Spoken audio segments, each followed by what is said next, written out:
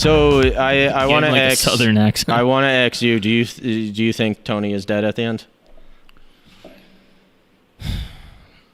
I mean, this is not really a fair question because now we know that David Chase said so. Yes. So without that information, like how I thought about it in the years since the show, I didn't know, just like anybody else did. So I don't want to come out and say like, oh, he's definitely dead now, because it's almost not fair. It's almost not fair because yes, David Chase has pretty much all but I'll say this, that Tony is dead. Having watched it, and I watched this episode when it happened, because as I was explaining to Greg last night as we watched the 2 episodes that we're discussing today and how they relate to each other. But I watched the series finale as it was like actually happening in 2007, and I was watching it with my friend Bill, and I remember that we thought something was wrong with the TV. Right. I think that was like the consensus of most people. Like Yeah. they thought something. I was watching it like the next day on DVR. And so I had even more of a reason to think something cut out. Was DVR even around back then? DVR was around back then. Yeah. I don't fucking remember that. Yeah, but anyway, it was 2008. Yeah. I don't remember. I don't.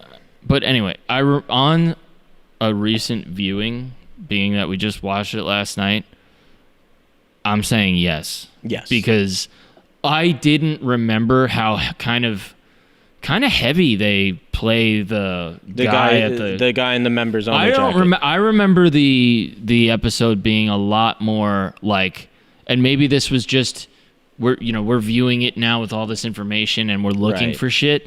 But at the time, I remember when it ended being like, what the fuck? What? Like, nothing happened. But now when you go back and watch it, you see like, okay, they're really kind of like focusing on this dude at the counter. There's a dude and he at does the look counter. shady as fuck. He's shady as fuck. He's in a members only jacket, which like members only can be viewed as like he's a member of the Mafia.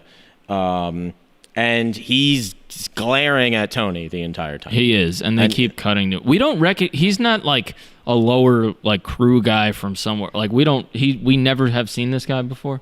No, I don't he's even. He's not like a New York soldier guy. No. Or associate. I mean, maybe. I'm sure someone, that's clearly the idea. Yeah. Like, if he was killed, he's clearly a New York guy. Yeah. He's not some random schmuck who decides to kill a fucking mafia boss in a restaurant. So, well, I don't know, because there was recently a random schmuck who killed a mafia boss. This is true. R.I.P. to the god, Frank Cali. R.I.P. Frank Cali. You already know. Frank Cali. Gambino boys out here. Who was murdered by a QAnon conspiracy theorist. And by the way, I'm not saying R.I.P. Frank Cali. I'm sure he was a piece of shit, allegedly involved in like heroin trafficking, so he could go fucking. I hope he rots, actually. I hate drug dealers. Heroin dealers.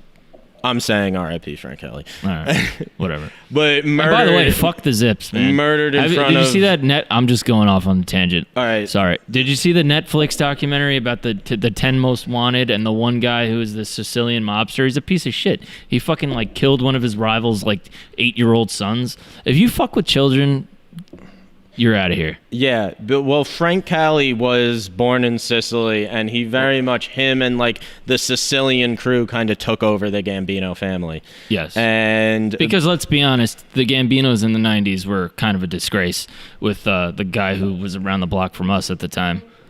John Gotti Jr. John Gotti I think Jr. we're having spirits talking. That's one of spirits Paulie Walnuts' guys. One of Paulie Walnuts' guys. My favorite line in the entire, like possibly my favorite line in all 6 seasons of the show. Paulie Walnuts is just like freak the fuck out at the seance, and he's like just like, I'm asking you to leave, because like he knows he's killed all these people, and Paulie just grabs a chair and is like, fucking quiz. Yes, which is Paulie Walnuts' words. Which is Paulie Walnuts' words, which is not my words. Any future employee, don't fucking employer, don't cut that out. And I got your back, Greg. Don't worry. Thank you. But it is like what a fucking tremendous scenes. Hey, by the way, and I think we've mentioned this in the introduction. I think we're allowed to talk about that. Greg is actually, so this is one of those YouTube channels where it's actually someone who knows what the fuck they're talking about. All right, so okay. he's, no. Let me big you up here for a second. Let me be your hype man for a second, okay? So he actually is currently, right? They're going to go back to it.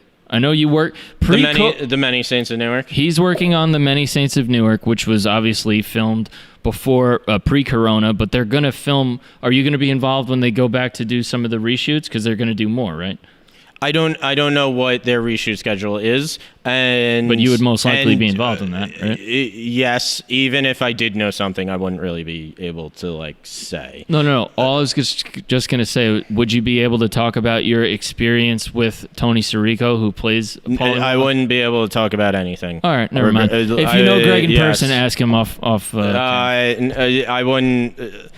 All right, fuck it. I'm allowed to say that. Give these people some. I'm allowed to say I worked on the Sopranos prequel, Many Saints of Newark. I cannot tell you anything that happened on set. I haven't read the script, and even if I did, like, I wouldn't be able to say anything. I'm not allowed to talk. That's pretty good. That was a good song. Paulie that was Machine Gun Kelly. Oh, really? Oh my God! Hold on. Speaking of fucking garbage ass people, Machine Gun Kelly. I have a friend who is obsessed with Machine Gun Kelly. You should lose that friend. And I'm not, you ever see the Sean Price interview where he talks about Kid Cudi? No. Like, matter of fact, if you a Kid Cudi fan, kill yourself. Machine Gun Kelly said this? No, Sean Price. R.I.P. Sean Price. I thought you were talking because I have a friend who is like a huge Machine Gun Kelly fan, and every time she brings it up, I'm like, I think you're lying to me, because there's no way someone can actually like that garbage. Travis Barker was like, yo, I was in one of the worst bands of all time. Watch this. Blink-182 you think is one of the worst bands of all time? This has nothing to do with The Sopranos. But all right, see, listen, I'm a Green Day guy, you know? I mean, I'm a Green Day guy too. I love Green Day. I gotta rep the set. So no, there was a little beef like back in the day about Green Day versus Blink, but anyway. Really? I must probably not. This is just like what you did in 8th grade. You just talk shit. I remember in my instant message bio, I was like, "Fuck Blink-182, they're fucking posers. Green Day for life, son." I mean, yeah, I'll agree with you. Green Day is the better band. I saw Blink-182. Green Day sucks too. Let's get that on the Green record. Day is fucking great. What are you talking about? No. So is Blink-182. While we're at it, yeah, I mean, your music taste is a little questionable. I saw Blink-182. If it's like 3 in the morning and you're drunk, we know Avril Lavigne's coming on. Hell yeah, Avril Lavigne is coming on when 3 in the morning when I'm drunk. Yes, All American Rejects is fucking. All American Rejects is fucking dope. Oh yeah, sure. They're great. I saw Blink-182 last summer, and I was front row, and I was wearing a free Billy McFarlane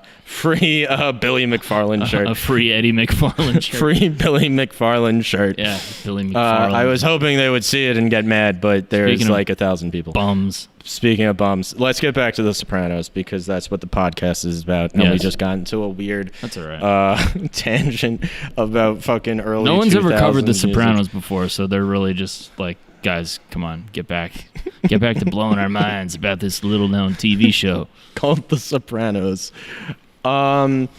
The ending. Oh, by the way, one more time. Go. Wait, let's go back to Frank Cali, because I'm talking about fucking Frank Cali. How QAnon, literally a QAnon conspiracy theorist, murdered the boss of the Gambino crime family in front of his house in Staten Island. True. Because Frank Cali wouldn't let the kid date his niece.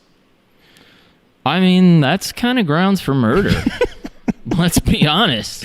But I just love the He was trying to slide up in them cheeks. I just love the like... And the mob boss said, and no cheeks. And he goes, word? Word? Murder. But also it's like he wanted this kid away from his niece because this kid was a psychopath. And I'm just imagining in this kid's head, he was just like... think I'm a psychopath? Well, I'll show you. I'll commit murder. They'll prove to everyone I'm not a psychopath. I'm a psychopath? Fucking. You're a pedophile, and you were involved in 9/11. I feel like we drop a lot of 9/11 references. We're from Long Island. I mean, what? Well, you know, what does that have to? Oh, okay. Because we were New close York. by. Because we were close by. Sure.